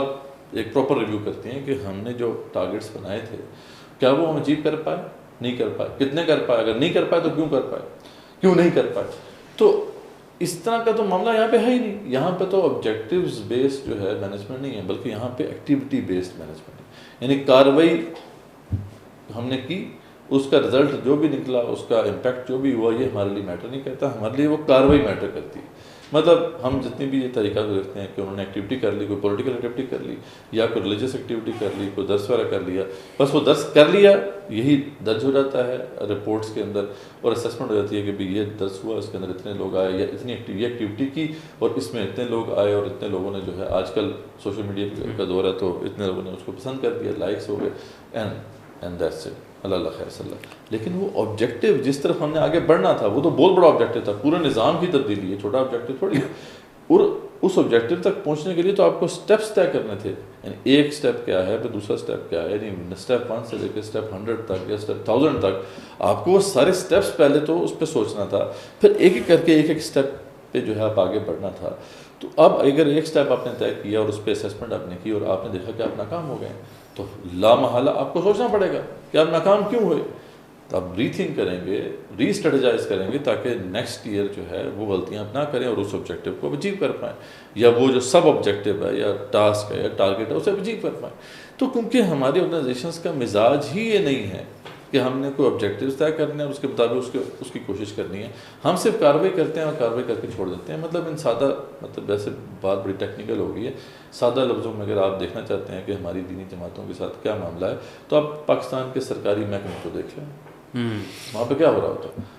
وہ کارروائی چل رہی ہوتی ہے, بس فائلوں پہ فائلیں چل رہی ہوتی ہیں. تو جب کارروائی چل رہی ہوتی ہے تو پھر وہی حال ہوتا ہے جو پاکستان کے سرکاری محکموں کا ہوتا ہے. تو یہ ایک آبجیکٹیوز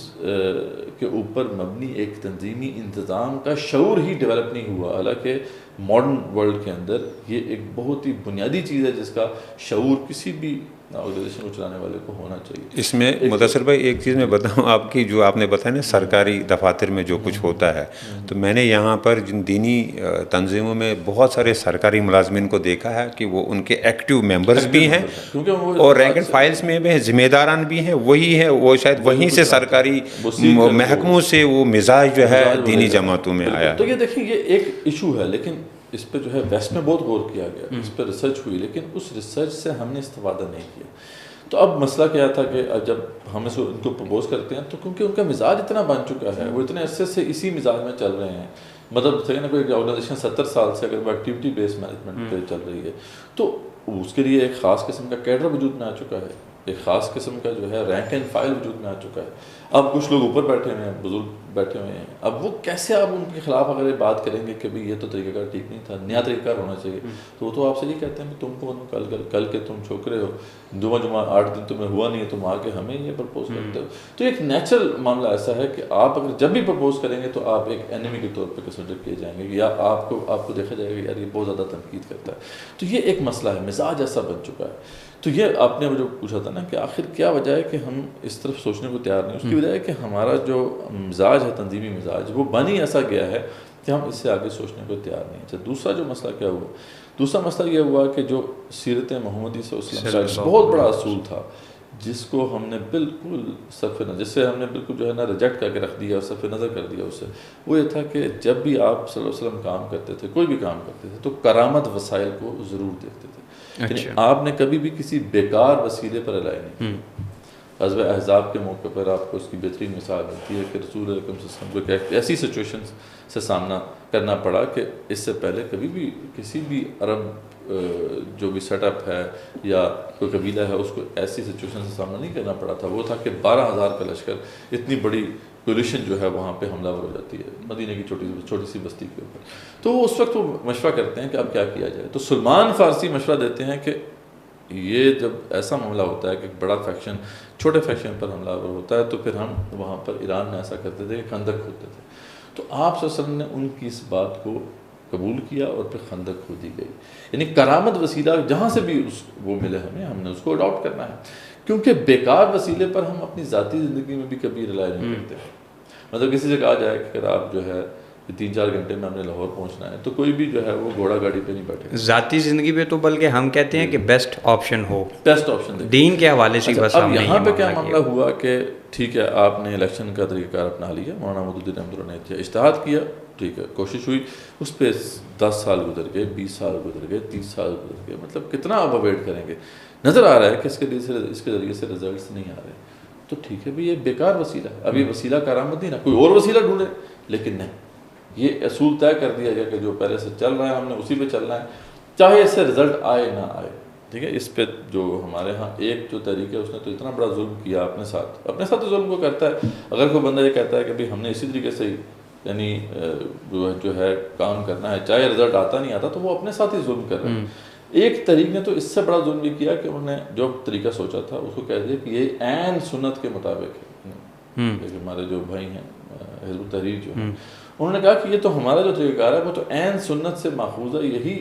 اصل طریقہ کار ہے. اور ہمارے جو بانی ہیں تقی الدین نبہانی, وہ کیونکہ مجتہد ہیں اور انہوں نے کیونکہ اجتہاد کیا ہے, اس کے علاوہ اور کوئی بھی جو ایگزسٹ کرتے ہیں داعیان دین یا خاص طور پہ جو انقلابی تحریکوں کو چلانے والے لوگ ہیں, وہ اس لیول پہ مجتہد نہیں ہیں. تو اس لیے اچھا جی ان کا تو یہ دعویٰ رہا کہ اب کیونکہ یہی ایک اجتہاد ہوا ہے اس لیے ہمیں اسی کو اڈاپٹ کرنا ہے. دوسرا کوئی طریقہ ہو ہی نہیں سکتا. یہ آپ کی ان کے ساتھ ڈسکشن ہوئی کبھی؟ یہ ان کے الفاظ ہیں. اس میں کوئی شک نہیں ہے. اگر کوئی بندہ سمجھتا ہے کہ ان کے نظریے سے اس سے ہٹ کر ہے تو بے شک مجھے چیلنج کر سکتا ہے, لیکن میں بڑے وثوق سے بات کر رہا ہوں, بڑی تحقیق کے بعد بات کر رہا ہوں. تو انہوں نے اپنے ساتھ ہی ظلم کر لیا کہ اب ہم نے تو اس کے علاوہ سوچنا ہی نہیں. اچھا, کارکنوں کے ساتھ بھی ظلم ہے جو ان کے ساتھ لگے ہوئے ہیں. اچھا, جو باقی دو تحریکیں ہیں جن کا ذکر ہم نے کیا, جماعت اسلامی یا وہ لوگ جو کہ تحریک جو کہ الیکشنز کے ذریعے سے تبدیلی لے کے آنا چاہتے تھے, چاہے وہ JUIF ہو یا اور جمعیت کے جو مختلف دھڑے ہیں وہ ہوں, تو وہ سب کے سب جو ہیں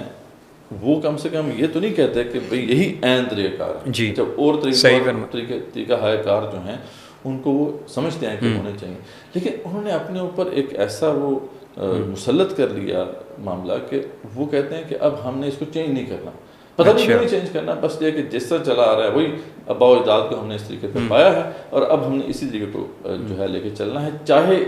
جو ہے اس پہ 100 سال لگیں, 200 سال لگیں, 400 سال لگیں. اب جب اس طرح کا آپ کا ایٹیچیوڈ ہے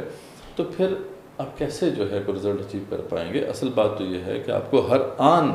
تحقیق کرنی ہے, ہر آن دیکھنا ہے کہ آپ کہاں پہ کھڑے ہیں, کیا کمیاں ہوئیں, کیا کوتاہیاں نہیں. تو ہم یہ سمجھتے ہیں کہ یہ سوچ کا جو پروسیس ہے اس سے مسلسل سامنے رکھنا ہے. تو اسی سوچ کو سامنے رکھتے ہوئے پھر ہم نے ایک طریقہ وضع کیا ہے, ایک میتھڈالوجی کو وضع کیا ہے, لیکن ہم یہ نہیں کہہ رہے کہ یہ حتمی ہوگی. ہم آج بھی یہ کہتے ہیں کہ یار, اور تنقید کے لیے اس کو پیش کر رہے ہیں. یعنی ہماری جو بکس ہیں دی بائبل کی, جس میں خاص طور پہ دو ہی بکس ہیں. بک 1 جو ہے اس پہ ایمان سے متعلق بحث ہے, اور بک 2 جو ہے اس میں فرائض اور منہج سے بحث ہے. اور ہم یہ کہتے ہیں کہ یہ بکس جو ہیں یہ اوپن ٹو کرٹیسزم ہے. کوئی دنیا میں مسلمان بلکہ ہم خوش ہوں گے, ہم اس کے احسان مند ہوں گے اگر وہ ہماری اس کتاب کو کرٹیکلی انالائز کرتا ہے اور اس کی دھجیاں اڑا کے رکھ دیتا ہے. ہم کہیں گے وہ اس سے بڑا ہمارے لیے محسن کوئی نہیں, کیونکہ وہ خیر خواہ ہے ہمارا کہ وہ کرٹیکلی اس کو انالائز کر رہا ہے. ہم کہتے ہیں اسے کرٹیکلی انالائز کریں. ہو سکتا ہے اگلے سال یا 1-2 سال کے بعد ہمیں ایک بندہ کرٹیکلی انالائز کر کے ایک نیا راستہ دکھا دیتا ہے, تو یہ ہمارے لیے فائدہ مند ہے یا نقصان دہ؟ خود بتائیے. فائدہ مند ہے کہ یہ ہمارے لیے فائدہ مند ہے نا, کہ یار ہم دیکھ سکیں, کیونکہ جو آرگنائزیشن خود جس ماحول میں کام کر رہی ہوتی ہے, جس تناظر میں وہ کام کر رہی ہوتی ہے, وہ بعض اوقات بہت سی ایسی چیزیں نہیں دیکھ پاتی. یہ ایک مجبوری ہوتی ہے اس آرگنائزیشن کی. اس لیے تو دنیا کے اندر, جو ماڈرن ورلڈ کے اندر ایکسٹرنل آڈٹ کا کانسیپٹ ہے. انٹرنل آڈٹ بھی ہوتا ہے لیکن ایکسٹرنل آڈٹ بھی ہوتا ہے. اور آپ کو پتہ ہے کہ ایکسٹرنل پرفارمنس آڈٹ بھی ہوتے ہیں, کہ آپ بڑی بڑی آرگنائزیشنس کو پیسے دیتے ہیں کہ یار ہمارا پرفارمنس آڈٹ کر کے بتاؤ کہ کیا ہم صحیح جا رہے ہیں کہ نہیں جا رہے ہیں. مجھے تھوڑا سا مدثر بھائی اس میں یہ چیز ایڈ کرنا چاہوں گا کہ اب آپ کا ان ساری جماعتوں کے ساتھ پالا پڑا. پاکستان میں کوئی ایسی جماعت بھی ہے کہ جس کے اندر صرف ایک ونگ الگ سے ایسا بنا ہو جو بتائے کہ سر آپ میں کیا کیا غلطیاں اور کس وجہ سے جو ہے نقصان ہو رہا ہے؟ کوئی ایسی جماعت بھی نظر میں ہے جس کا صرف ایک شعبہ یہ ہو؟ ایسا جو ونگ ہے اگر کہیں بن بھی جائے اچھا غلطی سے, تو اس کا حال بہت برا حال ہوتا ہے, کیونکہ اس کو تو ایک نیگیٹو لائٹ میں دیکھا جاتا ہے کہ یہ جو ایک گروہ ہے یہ تو مسجد زرار بنی ہوئی ہے. اچھا اچھا اچھا. باقاعدہ ہم کہ ہم نے تو یہ دیکھا ہے. اس میں جو ہے کچھ آرگنائزیشنز نے تھنک ٹینکس بنائے ہیں, اور وہ تھنک ٹینکس کا حال جب ہم دیکھتے ہیں تو وہ ٹوٹلی ڈیفنکٹ ہے. ایسے کبھی ایک آدھی اگر انہوں نے کوئی کچھ کی تھوڑی بہت حرکت, کہیں پہ کچھ بیٹھے 10-15 لوگوں کو بلایا, لیکن اس کے بعد 6 مہینے سال تک جو ہے وہ ان کا کچھ بھی نہیں پتہ چلتا ہے کہ لیکن یہاں یہ سوال آتا ہے نا مدثر بھائی, جو کہ بہت سے جو اب میرے بھی قریبی سرکل کے لوگ ہیں تو میں انہیں دعوت دے رہا ہوں کہ آئیں ہمارے ساتھ جڑیں. تو بہت سے وائرل سپیکرز آپ کو پاکستان میں ملیں گے, آرگنائزیشنز کے بڑے ملیں گے, یہ کہتے ہوئے کہ سر آپ کو ہم سے اختلاف ہیں تو آپ ہمیں ہماری اصلاح کریں. لیکن پریکٹیکل جب کوئی بندہ بیچارہ اختلاف کرتا ہے یا اصلاح والا معاملہ ہوتا ہے تو اس کی دھجیاں اڑا دی جاتی ہیں. تو پھر ریوائول ابھی آپ کیمرے پہ تو کہہ رہے ہیں, لیکن کل کو کوئی خرابی ہم سے ہو تو کیا گارنٹی ہے کہ جب ہماری کوئی اصلاح کی کوشش کی جائے تو ریوائول کے جو لوگ ہیں یا جو ریوائول کے ساتھ جڑے ہوئے ہیں وہ اس کے ساتھ وہی حال نہ کرے جو ہماری یہ جماعتوں کے لوگ کرتے ہیں اگلے بندے کے ساتھ؟ دیکھیں, ہم نے جب آرگنائزیشن کو بلڈ کیا, تو کوئی بھی جب آرگنائزیشن بلڈ ہوتی ہے یا اس کو کھڑا کیا جاتا ہے تو اس کے کچھ فاؤنڈنگ پرنسپلز ہوتے ہیں, کچھ اس کے اصول ہوتے ہیں جن پہ وہ کبھی کمپرومائز نہیں کرے گی, اور وہ ریٹن ہوتے ہیں. تو ہمارے جو ویژن, مشن اور ویلیوز ہیں, خاص طور پہ آپ ویلیوز کو دیکھیں تو اس کے اندر ہم نے ان ویلیوز کو طے کیا ہے. اس میں اڈیپٹیبلٹی یہ ایک بڑی اہم ویلیو ہے,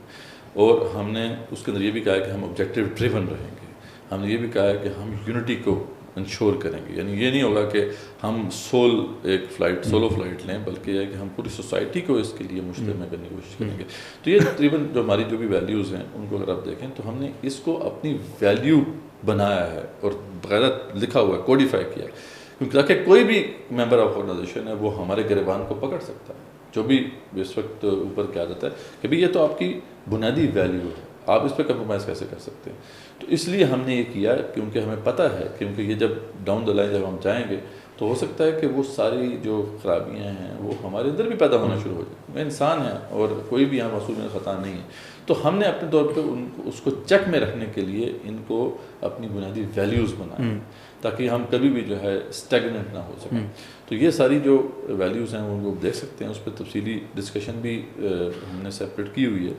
اس کو اگر کوئی دیکھنا چاہے تو اس کو دیکھ سکتا ہے کہ ہم نے اس پہ تفصیل سے بیان کیا کہ ہمارا ویژن، مشن، ویلیوز کیا ہیں، کیوں ہم نے ان کو رکھا ہے، اور پھر جو ہمارا 5 ایئر اسٹریٹجک پلان ہے اس کی بھی ڈسکشن موجود ہے. تو یہ صرف یعنی ابھی تو کچھ چیزیں ہم یہاں پہ ڈسکس کر رہے ہیں، ان کے وقت کمی ہے، لیکن جو تفصیل سے جاننا چاہتا ہے تو اس پہ ایک تو میرا ایک ڈیٹیلڈ آرٹیکل بھی ہے جس میں 18 میں نے وہ ریزنز واضح کیے ہیں کہ کیوں اس جو موومنٹس تھیں وہ ناکام ہوئیں اور غیر مؤثر ہو گئیں. وہ 18 ریزنز ہیں. ابھی تو ہم 2-3 یہاں پہ ڈسکس کر رہے ہیں جو میجر ریزنز ہیں. اس کے علاوہ پھر جو ہے ان ریزنز کو سمجھتے ہوئے جب ہم نے ریوائول کھڑا کیا تو وہ کون سے ہم نے چیکس رکھے ہیں کہ جس کی وجہ سے ہم ان مسائل سے بچ سکتے ہیں. تو اس کی بھی ڈسکشن ہم نے جو ہے کی ہے، سیپریٹ ویڈیوز موجود ہے. تو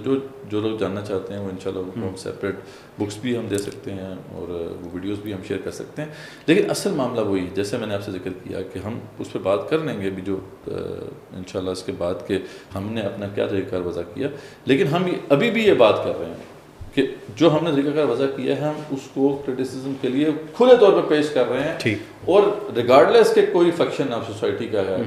کہ ایون سیکولرز کو بھی ہم کہتے ہیں. آپ ہی دیکھو یار، ہمیں خود امیجن کریں کہ ایک سیکولر بندہ ہے جس کا ہماری طریقے سے کوئی لینا دینا نہیں، اگر وہ بھی تنقید کرتا ہے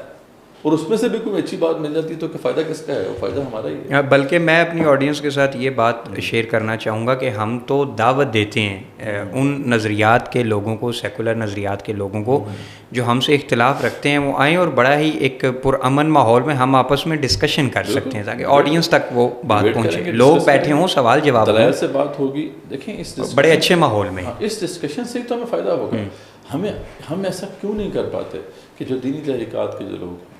یہ تو سب کو پتہ چل گیا نا کہ یار 70 سال گزر گئے، 80 سال گزر گئے، ہم ناکام ہوئے، کم سے کم اس پہ ڈیبیٹ ہی کریں یار ہم کیوں ناکام ہوئے. لیکن یہ ٹاپک زیر بحث ہے ہی نہیں. اس کی ایک بہت بڑی وجہ یہ بھی ہے کہ جب ہم دینی جماعتوں کو دیکھتے ہیں تو ان میں ان صلاحیت کے لوگ ہی نہیں ہیں، نہ ان کو ابھارا گیا، نہ ان کو پروان چڑھایا گیا جو جو ہے ہمارے جو سیکولر جو طبقہ ہے یا لبرل طبقہ ہے ان کے ساتھ کس طرح سے جو ہے بات چیت کی جائے، کیسے ڈیبیٹ کی جائے. یہ چیزیں ہی نہیں ہیں ان چیزوں کو. ایک بات یہ آپ نے زبردست کی شبیر بھائی، اور دوسری بات جو مدثر بھائی کر رہے ہیں نا کہ اپنی جو جماعت کے آپ کہیں کہ خرابی یا ناکامی کو ایڈمٹ نہ کرنا، میرا خیال ہے شبیر بھائی کہ جب کوئی ایک کارکن آتا ہے کسی بھی جماعت میں تو یہ تربیت کے ہی دوران نہیں ہونا چاہیے کہ کل کو اگر ہمارے امیر صاحب بھی کہیں غلطی کریں تو آپ ان سے اختلاف کریں. وہ 2-4 سال جب جماعت کے ساتھ جڑتا ہے تو اس کا ذہن وہ اس طرح ٹرین کر دیا جاتا ہے کہ وہ اپنی جماعت کو ہی حرف آخر سمجھنے لگ پڑتا ہے اور دوسرے بندوں کو بعض اوقات سننے کا والا معاملہ بھی نہیں ہوتا. شبیر بھائی مجھے آپ یہ بتائیے گا، اس کے بعد لاسٹ کوسچن ہے، مدثر بھائی کی طرف آئیں گے، اور یہ پوری کی پوری ہم چاہ رہے ہیں کہ سیریز ہی ہم نے 2-3 ایپیسوڈز کیے تھے، سم ہاؤ کوئی معاملات ہوئے نہیں کر سکے، لیکن اب انشاءاللہ پوری سیریز اس کو اسی پہ کریں گے. مجھے یہ بتائیں شبیر بھائی، آپ نے ایک بات کی کہ اللہ کے رسول صلی اللہ علیہ وسلم یا انبیاء کے پاس تعداد نہیں ہوتی تھی. یہ بات آپ کی بڑی ویلڈ ہے، لیکن ہم معاشرے میں، سوسائٹی میں اس دور میں ایسے سپیکرز بھی دیکھتے ہیں جو وائرل بہت ہیں، لیکن وہ یوتھ کو خالی جذباتی نعروں پہ لگا کے وہ ایسے جذبات ان کے اندر ابھار رہی ہیں کہ شاید میری بہت شدید خواہش ہے کہ ہماری کشمیر کی ماں بہن بیٹیاں آزادی سے سانس لیں، فلسطین کے جو بچے ہیں ماں بہن بیٹیاں آزادی سے سانس لیں، اور میری بڑی شدید خواہش ہے کہ ہماری فوج اور پوری دنیا کی جو مسلمان افواج ہے وہ تھوڑی سی غیرت کا مظاہرہ کرے جائیں. لیکن پریکٹیکل جو معاملات میں دیکھتا ہوں اور گراؤنڈ ریالٹی دیکھتا ہوں، آپ اس سے اختلاف بھی کریں تو مجھے یہ پورا یقین ہے کہ ایسا ہوگا نہیں. تو کیا آپ کو لگتا نہیں ہے کہ اس قسم کی باتیں جب ہم 500-600 بچے بچیوں کے سامنے کریں گے کہ تعداد نہیں تھی، تو وہ اگر 500-600 میں سے 50 بچہ بھی چلیں چھوڑیں 10 بچے بچیاں بھی اگر غلط ہاتھ میں چلی جائیں، تو یہ آپ کا اور ہمارا قصور نہیں ہوگا کہ ہم اقامت دین کا نعرہ بھی لگا رہے ہیں لیکن ان بچے بچیوں کی تربیت اس طرح کر نہیں پائے کہ کل کو وہ ڈی ٹریک ہو کے کسی ایسی تنظیم یا کسی ایسے بندے کے ہاتھ میں نہ چڑھے کہ وہ یہ جو سارے کا سارا ایک تحریک تھی وہ اس کو نقصان کا باعث بنے؟ اصل میں آپ کے اس میں تقریباً 2-3 سوال ہیں. ایک تو میں یہ کہوں گا کہ جیسے ابھی بات جو ہوئی کہ سیکولرز کے ساتھ جو ہے بات کرنی ہے، تو لیکن اس میں ہم دیکھتے ہیں کہ اس میں ایک بہت بڑی کمزوری ایک کھلائی ہے کہ ہمارے پاس افراد ہی نہیں ہیں ایسے جو ان کے ساتھ بحث و مباحثہ ڈیبیٹ کر سکیں. اصل میں تحریکات جو ہوتی ہیں وہ ایک ان کی اپنی ایک نرسری ہوتی ہے، اپنے نظریے کی نرسری ہوتی ہے، اور اس نرسری کو پروان چڑھانے کے لیے ان کے پاس سب سے پہلے اپنے انسٹیٹیوشنز ہوتے ہیں، اپنے سکولوں کا جال ہوتا ہے، کالجز کا جال ہوتا ہے، ان کے پاس اپنا سلیبس ہوتا ہے، ان کے پاس اپنا ایجوکیشنل بورڈ ہوتا ہے جس میں جو ہے دنیا کے قابل ترین ایجوکیشنسٹ کو جو ہے جگہ دی جاتی ہے، ان کے پاس اپنی یونیورسٹیوں کا جال ہوتا ہے. لیکن بدقسمتی ہم دیکھتے ہیں کہ یہاں پر پاکستان میں جو ہے جو یہ تحریکات ہیں جن کا دعویٰ ہے کہ ہم یہاں جو ہے دین کی اقامت کریں گے، یہاں غلبہ قائم کریں گے دین کا، ان کے پاس جو ہے ایسی کوئی تربیت کا کوئی نظام ہی نہیں ہے، بلکہ پاکستان کا جو پڑھا لکھا طبقہ ہے، جو کیا کہتے ہیں مختلف شعبوں میں آپ دیکھیں گے آگے ہے، وہ چاہے بیوروکریسی ہے یا چاہے جو کیا کہتے ہیں سیاست ہے یا تجارت کے میدان میں، وہ سب ایسے انسٹیٹیوشنز سے جو ہے پڑھے لکھے ہیں، ایسے سکولوں کالج اور یونیورسٹیوں سے باہر آئے ہوئے ہیں جن کا طرز ہم کہیں گے سیکولر ہے. وہاں پر جو ہے وہ اللہ تعالیٰ کی حاکمیت کا وہ تصور نہیں ہے. تو اس طرح سے اگر یہ ہمارے پاس نظام ہوتا تو جتنے بھی شعبے جات ہیں پاکستان میں وہاں پر وہی لوگ پہنچتے جو اس ملک کو جو ہے صحیح ڈائریکشن جو ہے جو اللہ تعالیٰ چاہتا ہے اس ڈائریکشن میں جو ہے وہ لے کے جاتے. ایک تو وہ چیز ہمیں سمجھنی ہے. دوسرا آپ نے جو یہ کہا کہ کچھ سپیکرز آج یہاں پہ ہیں جو بڑے وائرل ہو گئے ہیں،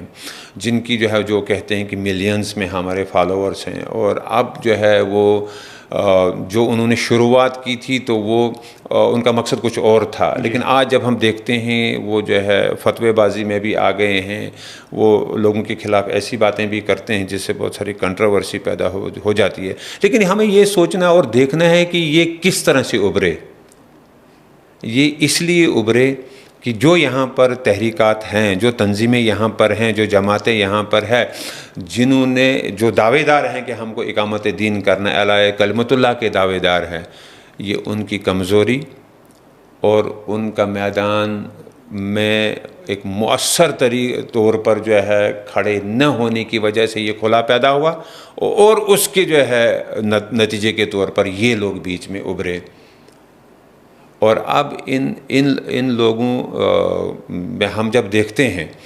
کہ جو کیا کہتے ہیں اللہ کے رسول صلی اللہ علیہ وسلم کا جو ہے لقد کان لکم فی رسول اللہ اسوۃ حسنہ، ہمارے لیے جو نمونہ ہے اللہ کے رسول صلی اللہ علیہ وسلم کے زندگی، ان کی جد و جہد، ان کا طریقہ کار جس کو ہم کہتے ہیں کہ جو منہج ان کا ہے، تو وہ لوگ بھی جو ہے اس کی بات نہیں کرتے ہیں. ان لوگوں نے بھی جو ہے جب دیکھا کہ یہ تحریکات جو ہے اپنے مقصد سے پیچھے ہٹ گئی ہیں، یہ جو ہے اس پر جدوجہد نہیں کر رہی ہیں، تو انہوں نے بھی ان کے ہم یہ کہیں گے کہ ان کی خود کی ایک ذہنی اختراع ہے. اب یہ کوئی بھی بات کر لیتے ہیں جس کا کوئی سر اور پیر ہوتا ہی نہیں ہے. دیکھیں میں ایک بات بتاؤں گا، اللہ کے رسول صلی اللہ علیہ وسلم ان کو تو اللہ تعالیٰ نے جو ہے بہت سارا غیب کا علم عطا کیا تھا. آپ کی جو ہے جو احادیث کچھ پریڈکشن والی ہیں وہ تا قیامت تک ہیں، لیکن آپ صلی اللہ علیہ وسلم فرمائے کہ سب سے بہترین جو دور ہے وہ میرا ہے، پھر میرے خلفاء کا ہے، اس کے بعد تابعین تبع تابعین کا، اس کے بعد آپ نے صاف فرما دیا تھا کہ ملوکیت ہوگی. لیکن میں یہاں پہ بیٹھے بیٹھے یہ کہوں کہ میں اگلے 100 نسلوں تک کا سوچ رہا ہوں، تو یہ کون سی بات ہے؟ آپ کس طرف جا رہے ہیں؟ اصل میں جو ہے مدثر صاحب جو ہے بار بار کہتے ہیں نا ہیئر اینڈ ناؤ. اگر ہم آج کے ساتھ جڑے ہوئے نہیں ہیں تو ہم جو ہے وہ دھوکہ دے رہے ہیں. مسئلہ یہ ہے کہ جو ہم کریں گے، ایک جو خاص طور پر یہ بات کہی جاتی ہے نا،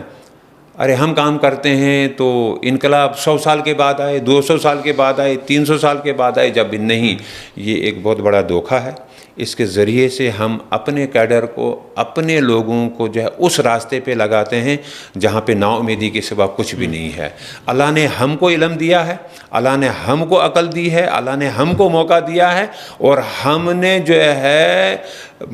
بھرپور کوشش کرنی ہے جس طرح سے بھی ہو جائے. جیسے ہم کہتے ہیں کہ we will not leave any stone unturned. ہم نے یہ کوشش کرنی ہے کہ انقلاب برپا ہو جائے، ہم نے یہ کوشش کرنی ہے کہ اقامت دین ہماری زندگی میں ہو جائے. ناکام ہم ہو جائیں وہ دوسری بات ہے، لیکن جب ہم اس کو تیسری چوتھی پانچویں نسل پہ چھوڑتے ہیں تو پھر ایسا ہوتا ہے کہ ہم کو ڈیلے ہو جاتے ہیں. ہم پھر جو ہے 100 سال کے بعد والی چیز کو سوچتے ہیں اور اس کے اثرات جو ہے ہمارے سارے کیڈر پر مرتب ہوتے ہیں. پھر جو ہمیں جو ہے ان سے ایک امید ہوتی ہے، جو ہم چاہتے ہیں کہ یہ لوگ جو ہے اس وجاہد فی اللہ حق جہادہ،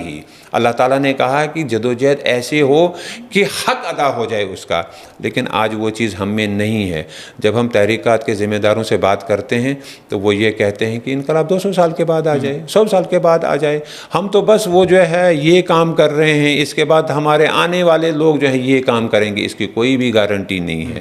رسول اللہ صلی اللہ علیہ وسلم کے صرف 30-35 سال کے بعد ہی جو ہے وہ ہم دیکھتے ہیں کہ عرصے میں خلافت جو ہے وہ ختم ہو گئی اور ملوکیت آ گئی. جو کچھ کرنا ہے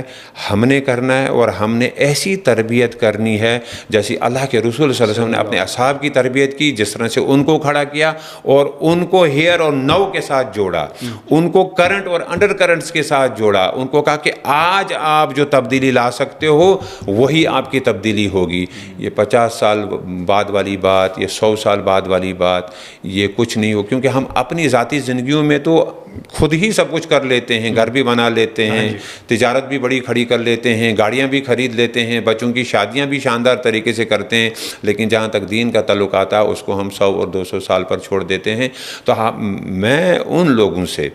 ضروری جو ہے یہ مخاطب ہونا چاہتا ہوں جن کی ملینز میں جو ہے وہ فالوئنگ ہے. ان کو آج کے طاغوت کو ایڈریس کرنا ہے، ان کو آج کے مقتدر حلقوں کو ایڈریس کرنا ہے، ان کو ساری ہماری نوجوان پیڑھی کو آج کے لیے تیار کرنا ہے، ان کو آج کے لیے تربیت کرنی ہے، ان کو آج کے لیے کھڑا کرنا ہے، ان کو اس تمام چیزوں سے آراستہ اور پیراستہ کرنا ہے جو آج کی ریکوائرمنٹ ہے، جس کے لیے وہ جو ہے ہماری کیا کہتے ہیں لیڈرشپ ہو، وہ قائدانہ صلاحیتیں ان میں جو ہے پیدا ہوں، اور وہ اس انقلاب کو جو ہے سنبھالنے والے بنے اور چلانے والے بنے. مدثر بھائی، ڈسکشن تو ایسی ہے کہ میرا خیال ہے کہ 2-4 گھنٹے بھی ہوں تو کم پڑ جائیں گے، لیکن ہم کوشش کریں گے کہ ہر پوڈ کاسٹ میں جو ہمارے مسائل ہیں اور اس ٹائم امت مسلمہ اور پاکستانی قوم جن جن مسئلوں میں پس رہی ہے ان پہ ہم ڈسکس کریں.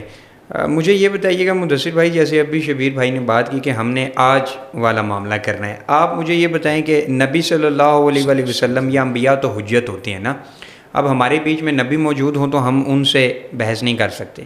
اب نبی نہیں رہے تو اس کے بعد یہ جو انقلاب والا معاملہ ہے یا آپ کے ریفارمز والا معاملہ ہے جو کہ آپ نے بتایا کہ آپ نے پڑھا، تو ہسٹری کیا بتاتی ہے کہ یہ 25-30 سال کی گیم ہے یا 100 200 600 700 سال تک معاملہ بھی ہوتا ہے کہ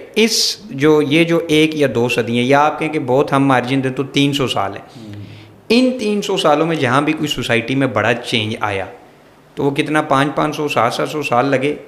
اس دور کی بات کر رہا ہوں. یا زیادہ سے زیادہ وہ جیسے ڈاکٹر صاحب بھی فرماتے ہوتے تھے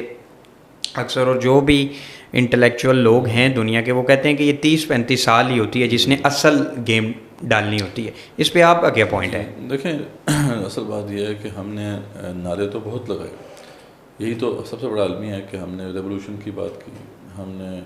ریفارم کی بات کی، ہم نے الیکٹورل پولیٹکس کی بات کی، لیکن یہ ہے کہ جتنی بھی میتھڈالوجیز ہیں ان کے پیچھے ایک باڈی آف نالج بھی ایگزسٹ کرتا ہے. یہ بڑا انفارچونیٹ معاملہ ہے کہ ہم نے اس باڈی آف نالج کو پڑھنا بھی گوارا نہیں کیا. مطلب جو الیکٹورل پولیٹکس والے ہیں وہ اس الیکٹورل پولیٹکس کو بھی نہیں پڑھتے، اس کو بھی اسٹڈی نہیں کرتے کہ اس کے داؤ پیچ کیا ہوتے ہیں، اس کو کیسے افیکٹولی جو ہے الیکٹورل سائنس کیا ہے. ہاں وہ پوری سائنس ہے اس کے پیچھے. اور اب تو ذریعہ بات سوشل میڈیا کے ایڈوینٹ کے بعد تو اس کے اندر بڑی ڈفرینٹ ڈائمینشنس کریٹ ہو گئی ہیں. جیسے آپ دیکھیں کہ عمران خان سے ہمارا بہت اختلاف ہے, لیکن ایک بات ہم بخصوص سے کہہ سکتے ہیں کہ اس نے جو ہے جب پاکستان میں وہ آیا ہے تو الیکٹورل پولیٹکس کی سائنس کو سمجھا ہے اور ڈپلوائے بھی کیا ہے, جس کی وجہ سے ریزلٹس بھی اس کو ہے. تو ہم دیکھتے ہیں کہ ہماری جو دینی خاص طور پہ جو طریقات ہیں وہ تو اس حوالے سے تحقیق کرنا ہی شاید گوارا نہیں کرتی کہ ہم نے جو میتھڈالوجی بھی اپنائی ہے اس کو تھوڑا اسٹڈی تو کر لیں کہ اس کو افیکٹولی کیسے کرنا ہے. یہ تحقیق کا تو مزاج ہی نہیں ہے. اس طریقے سے جب ہم ریولوشن کی بات کرتے ہیں, جیسے ڈاکٹر اسرار رحمۃ اللہ جو تھے, ان کی اس والے سے بڑی زبردست کاوش تھی, اور یہ انہی کی سمجھ لیں کہ انہی کے انہوں نے منت ہے یہ بات کہ امت مسلمہ کے سامنے ریولوشن کا ایک سامنے کانسیپٹ بھی کھلا, گو کہ اس سے پہلے ایرانینز نے جو ہے اس پہ کام کر کے دکھا دیا تھا. ایرانین ریولوشن جو 1979 میں آئی, تو ڈاکٹر صاحب رحمۃ اللہ کی نگاہ اس طرف گئی اور انہوں نے اس کے بعد انقلاب پر بہت بات کی. لیکن ڈاکٹر صاحب رحمۃ اللہ علیہ جو ہیں وہ خود پولیٹیکل سائنٹسٹ نہیں تھے, نہ ہی ان کو اس حوالے سے اتنا وقت مل سکا کہ وہ اس میں تحقیق میں جاتے, اور نہ ہی وہ جا سکتے تھے. یعنی ایک بندے پہ یہ بلیم تو نہیں کیا جا سکتا. اس نے یہ ایک بڑا کام کر دیا کہ ایک ڈائریکشن دکھا دی کہ اس پہ سوچو غور کرو. اب یہ کام تو تنظیم اسلامی جو ان کی تنظیم تھی اس کے ریسرچ ونگز کا تھا نا, کہ اس پہ غور کرتے, بھائی اسٹڈی کرتے کہ ریولوشن کو اسٹڈی کر لیں. اب ریولوشن پہ جب میں نے پہلی دفعہ جب میرا اس طرف دھیان ہوا تو مجھے پتہ چلا کہ یہ تو اتنی بڑی فیلڈ ہے کہ اس پہ 5 سے 6 جنریشنز آف ورک موجود ہے ویسٹ کے اندر, کیونکہ ویسٹ کی جو بنیاد ہے وہ ریولوشن پہ پڑی. امریکہ اس کی بنیاد امریکن ریولوشن پر ہے, یورپ کی بنیاد میں فرینچ ریولوشن ہے, اور جو آپ کے پاس چین اور روس ہے اس کی بنیاد پہ رشین وہ جو کمیونسٹ ریولوشنز ہے. تو ان سب نے ریولوشن کو اسٹڈی کیا اور اس پہ باقاعدہ تفصیلی ڈسکشنز ہیں, ان پہ باقاعدہ تھیوریز موجود ہیں کہ ریولوشن برپا کیسے ہوتی ہیں, ریولوشن ہوتی کیا ہے, یہ کیا فینومینن ہوتا ہے, یہ کن حالات میں پیدا ہوتی ہے, کن حالات سے گزرتی ہے, پھر اس کے آؤٹ کمز کیا ہوتے ہیں. یعنی یہ ساری ایک سائنس ہے. لیکن مجال ہے کہ ہمیں اس کا الف بے بھی پتہ ہو جب ہم تنظیم میں رہتے تھے, کیونکہ تنظیم میں رہنے والے جو لوگ تھے ان کو خود اس کا الف بے نہیں پتہ, اور میں وثوق سے کہہ رہا ہوں, ٹھیک ہے. اور میں مؤدبانہ یہ گزارش کر رہا ہوں تنظیم کے لوگوں سے بھی اور جماعت کے لوگوں سے بھی کہ کم سے کم ایک اپنا ایسا ونگ تو بنائیں جو اس پہ سوچے غور کرے, کم سے کم اس کو پڑھ تو لے. ایک تو ہے کہ تحقیق کرنا تو وہ تو نیکسٹ لیول ہوتا ہے, کم سے کم اسٹڈی تو کر لے جو تحقیق ہوئی ہے وہ کیا ہے. تو ہم نے سوچا ہی نہیں. تو جب ہم اس پہ سوچتے ہیں, کیونکہ آپ نے سوال جو کیا ہے کہ کیا ایسا ہوتا ہے کہ جناب 300-400 سال والا معاملہ ہوتا ہے, دیکھیں جتنی بھی اسٹڈی ہے وہ یہی کہتی ہے کہ آپ کو جو چینج برپا کرنی ہوتی ہے اس کے اندر آپ نے ہیئر اینڈ ناؤ کو مد نظر رکھ کے کوشش کرنی ہوتی ہے, اور وہ 30-40 سال ہوتے ہیں آپ کے پاس. اس کے بعد وہ فینومینن کیسے انفولڈ ہوتا ہے, وہ چینج الٹیمیٹلی کب جا کے رونما ہو, اس کو ہو سکتا ہے 2-3 صدیاں لگ جائیں. لیکن یہ ایسی بات نہیں ہے کہ آپ یہ کہیں کہ جی ہم تو 2-3 صدیوں کے بعد یہ کام کریں گے. یہ تو اپنے آپ کو بیسیکلی جو ہے اس سے نکالنے والی بات ہے کہ اس بار سے, اس بوجھ سے اپنے آپ کو جو ہے آپ نے چھٹکارا دلا دیا کہ یار یہ تو 300-400 سال کے بعد ہوگا معاملہ. کہیں پہ بھی ایسا نہیں ہوا. اگر فرینچ ریولوشن برپا ہوئی تو اس کے اندر جو مین کنٹریبیوٹرز تھے وہ جیکوبنز تھے. جیکوبن کلب وہ مین آرگنائزیشن تھی جس کے ممبرز تھے یہ بڑے بڑے وولٹر روسو وغیرہ جو تھے وہ جیکوبنز تھے سارے. جیکوبن کلب اگر نہ ہوتا تو یہ فرینچ ریولوشن برپا نہ ہوتی. حالانکہ فرینچ ریولوشن کے برپا ہونے کے حوالے سے اگر دیکھیں تو بہت سے عوامل ہیں, بہت سے فیکٹرز ہیں جس نے فرینچ ریولوشن تک جو ہے وہ بات کو پہنچایا. لیکن یہ جیکوبنس ہی تھے کہ وہ اس سینیریو میں ایک چینج لے کے آنے میں کامیاب ہوئے, جو کہ بعد میں چینج برپا ہوئی. لیکن ایون کہ جب وہ چینج انہوں نے برپا کی, ان کی زندگی میں تقریباً 100-150 سال کے بعد جا کے کہیں پروفاؤنڈ چینج آئی. اور یہاں تک یہ بھی کہا جاتا ہے کہ جب نپولین آ گیا تو اس نے تو ایک طرح سے وہ جو ہے نا اس کو واپس کر دیا, ریولوشن کو جو ہے وہ ریورس کر دیا, اور ایک سنتھیسس ڈیولپ ہوا. تو بات یہ ہوتی ہے کہ یہ ایک فینومینن جو ہوتے ہیں یہ بہت بڑے ہوتے ہیں, کئی صدیوں پر محیط ہوتے ہیں. لیکن آپ نے جو کرنا ہوتا ہے, جو آپ نے امپیکٹ ڈالنا ہوتا ہے, وہ اپنی جنریشن میں ڈالنا ہوتا ہے. اسی طریقے سے اب امریکن ریولوشن کو دیکھیں تو وہاں پہ پیٹریاٹس ہیں. پیٹریاٹس اگر نہ ہوتے تو امریکن ریولوشن اس طرح اس نتیجے تک نہ پہنچتی جو کہ جس طرح پہنچی. اور باقاعدہ جو ہے امریکن ریپبلک جو ہے امریکن جو فیڈریشن اس کی بنیاد ڈلی, یہ صرف پیٹریاٹس کی وجہ سے ہوئی. تو پیٹریوٹس جو تھے وہ یہ کیا کہتے رہتے ہیں کہ ہم نے تو نہیں کرنا ہے تو 100-200 سال کے بعد. حالانکہ امریکہ جب بن گیا اور ریولوشن برپا ہوگی تو اس کے بعد بھی تقریباً امریکہ کو بننے میں جو سپر پاور بننے میں تقریباً 200 سال لگے. تو بات یہ ہوتی ہے کہ آپ کو امپیکٹ اپنی جنریشن میں ڈالنا ہوتا ہے, آپ نے اس کے اوپر فوکس کرنا ہوتا ہے, آپ نے اس کے اوپر نہیں لوگوں کو جو ہے چلا دینا ہوتا کہ بھی 100-300-400 سال کے بعد آئے گی, ہم تو بس یہ کر رہے ہیں. تو یہ امت مسلمہ میں کیونکہ اس حوالے سے تحقیق کا رجحان نہیں ہے, ہم سوچتے نہیں ہیں, غور نہیں کرتے, ہم ان فنامنوں کو پڑھتے بھی نہیں ہیں, اس لیے ہم اس طرح کے جو ہے نا وہ سپرفیشل انالیسس کر کے اپنے آپ کو ایک بند گلی کے اندر ڈال دیتے ہیں, یا وہ جو دوسری جو سلینگ ورڈ میں کہتے ہیں کہ ٹرک کی بتی کے پیچھے ہم اپنے کو لگا دیتے ہیں. تو بات اصل میں یہ ہے کہ جتنی بھی یہ اسٹڈی ہے یہ یہی بات کہتی ہے کہ آپ کو امپیکٹ ڈالنا ہوتا ہے ہیئر اینڈ ناؤ پہ. اور یہی بات جو دی ریوائول کا جب ہم نے ریوائول کی بنیاد ڈالی تو اسی کو مد نظر رکھا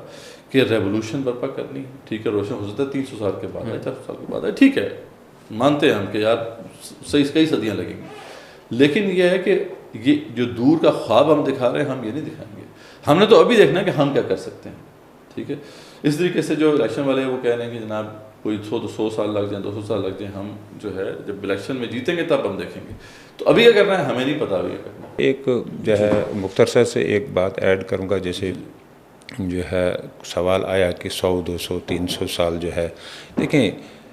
جو بھی دینی جماعتیں ہیں ان کو یہ سمجھنا چاہیے کہ ہم جو ہے اس نبی کی امت نہیں ہیں جنہوں نے 950 سال جدوجہد کی, یا جن کو 200-300 سال لگے جدوجہد کرنے میں. اللہ کے رسول صلی اللہ علیہ وسلم نے صرف 30 سال میں انقلاب برپا کیا, اور بدقسمتی یہ ہے کہ ہم اس انقلاب کو بھی اسٹڈی نہیں کرتے ہیں, اس کو بھی ہم گہرائی سے نہیں دیکھتے. سیرت کی بات تو ہم بہت ساری کرتے ہیں لیکن ہمیں اس سیرت کے خد و خال بھی پتہ نہیں ہے. نمبر ایک, ہمیں جو ہے سیرت اس ریولوشن جو 23 سالوں میں آیا اس کو بڑی گہرائی سے, جب کہ اللہ تعالیٰ نے 3 جگہ ان رسول اللہ صلی اللہ علیہ وسلم کی بعثت کی بات کی اور تینوں جگہ یہ کہا لِيُظْهِرَهُ عَلَى الدِّينِ كُلِّهِ, ہم اس نبی کی امتی ہیں اور ہم یہ کر سکتے ہیں, یہ بھی سنت ہے. دوسرا آپ دیکھیں کہ ماضی قریب میں جو ہے پاکستان کا وجود آنا ناممکنات میں سے تھا, لیکن ایک شخص اٹھا اور اس نے اتنا بڑا کام کر کے دکھایا کہ اس نے کہا یہ مجھے کرنا ہے. حالانکہ وہ بیمار شخص تھا, اس کو پتہ تھا مجھے ایسی کمزوریاں ہیں, یہ میرے ساتھ ہو سکتا ہے, لیکن اس نے ہار نہیں مانی اور وہ اس کے ساتھ جڑا. ہم اس کو بھی اسٹڈی نہیں کرتے ہیں. وہ جو جدوجہد پچھلی صدی میں ہوئی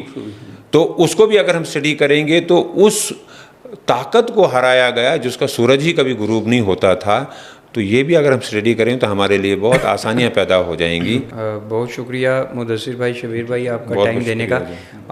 میری یہ خواہش ہے شبیر بھائی کہ ابھی بہت سی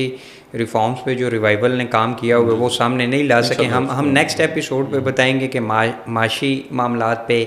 اسی طرح جو ایجوکیشن سسٹم کی خرابیاں ہیں, اسی طرح جو جوڈیشل ریفارمز بہت سی چیزیں ہیں. اب انٹرنیشنل اسٹیبلشمنٹ کا جو پریشر لے کے ہم نے بہت سے بلنڈرز مارے, تو اب آنے والا وقت ہے, ایک موقع آ رہا ہے کہ ہم انٹرنیشنل اسٹیبلشمنٹ کے پریشر سے بھی نکل سکتے ہیں, اور بہت سے ممالک نکلے بھی ہیں امریکہ کی بدماشی سے. تو میں چاہوں گا کہ ہم نیکسٹ پوڈ کاسٹ میں اس طرف جو ریوائول نے کام کیا وہ دیکھ لیں, وہ نکل گیا. انشاءاللہ مدثر بھائی آج بھی جو بہت سے مسائل ہیں ان کو ایڈریس کیا. اب ہم اگلی دفعہ ان کا سلوشن بھی بتائیں گے کہ کیا صرف ہم نے تنقید ہی کیا ہے, ریوائول نے اس پہ کچھ کام بھی کیا ہوا ہے مختلف ٹاپکس پہ. اور امید کرتا ہوں کہ اللہ رب العزت ہم یہ جو ریوائول کا پلیٹ فارم ہے اس سے شر کو دور رکھے اور خیر ہی ہے جو غالب آئی. بہت شکریہ آپ دونوں کا وقت دینے کا سر, جزاک اللہ خیر.